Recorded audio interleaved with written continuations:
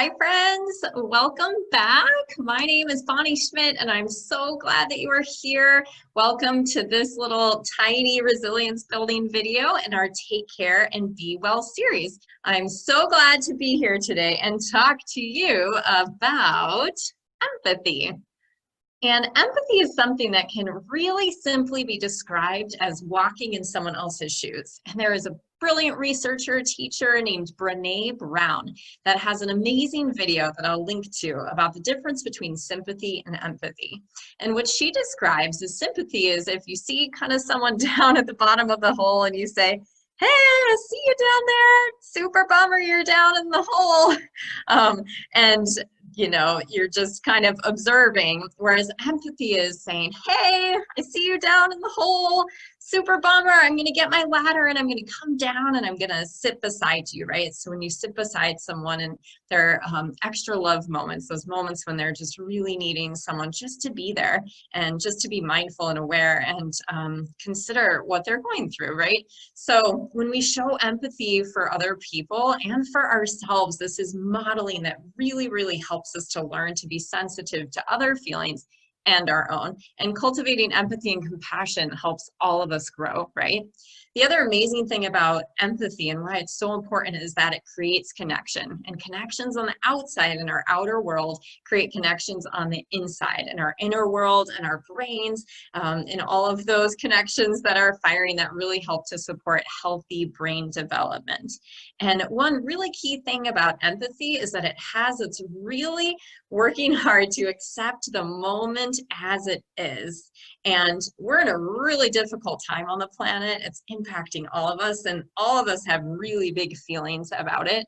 And our feelings are really the bridge between whatever the problem is and what the solution is.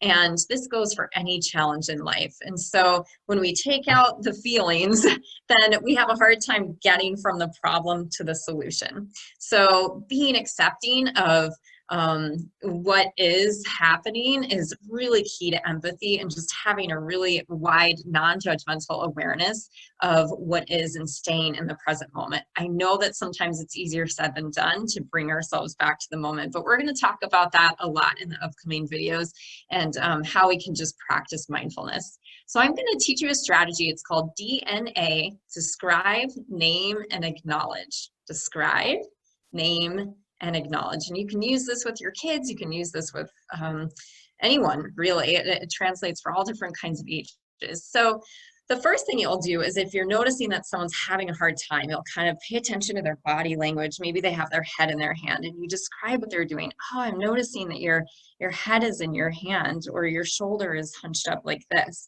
And the moment that they look up at you and they look to see what you're doing, you can take a big deep breath and you can just download your calm onto them. Take a big deep breath and just download your calm onto them. And the next thing, the N, is name. Then you can say, "You seem frustrated, you seem sad, you seem mad, you seem upset," or something along those lines, whatever it is that they're feeling.